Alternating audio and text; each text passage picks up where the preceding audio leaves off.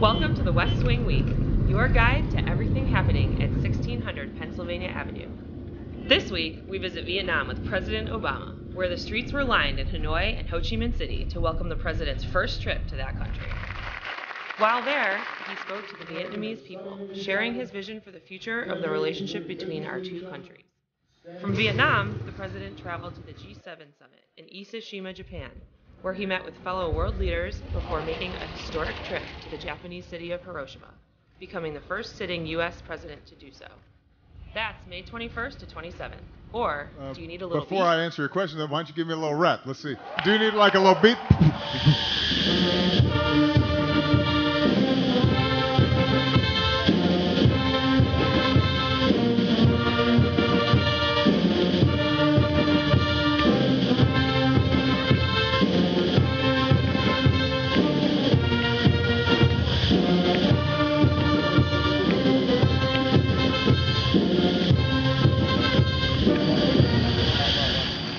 On this visit, my heart has been touched by the kindness for which the Vietnamese people are known. And the many people who've been lining the streets, smiling and waving, I feel the friendship between our peoples.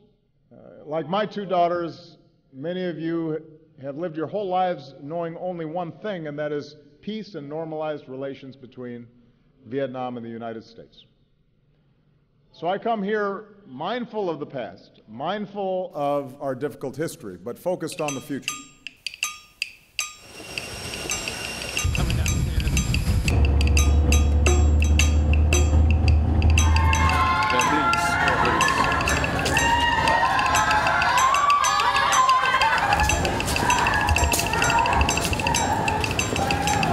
He is the J Emperor.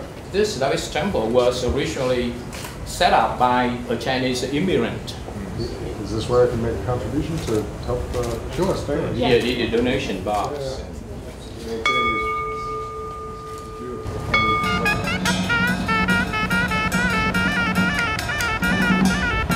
I see it everywhere I travel all around the world. I meet people, and especially young people, who are eager to strike out on their own, start something new, and shape their own destinies.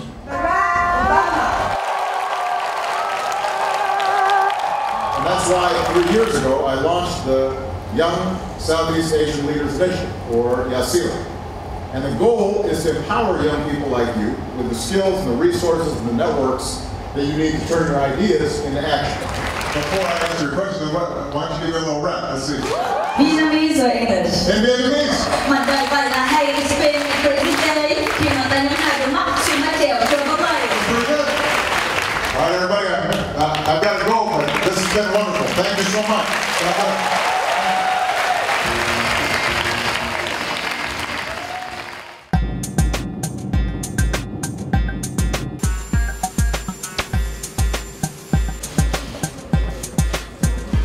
Mr. Abe and his team have done an outstanding job preparing for the G7 summit, and we discussed, as Shinzo indicated, the need for us to continue to boost global growth and to move ahead with the Trans-Pacific Partnership.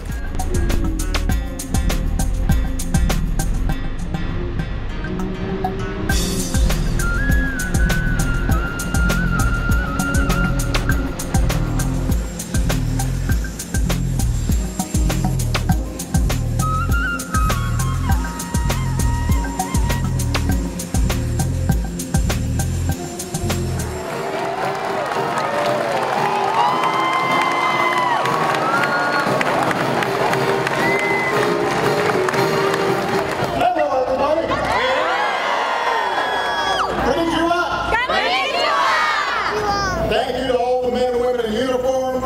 Thank you to your families, because you guys are the backbone of our alliance. Thank you, everybody.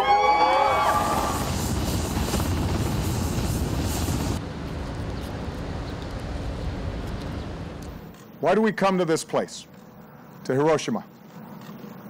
We come to ponder a terrible force unleashed in a not-so-distant past.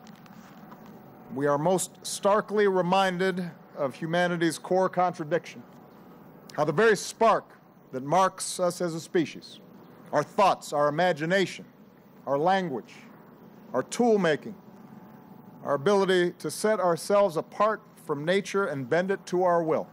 Those very things also give us the capacity for unmatched destruction. The scientific revolution that led to the splitting of an atom requires a moral revolution as well. Ordinary people understand this, I think. They do not want more war.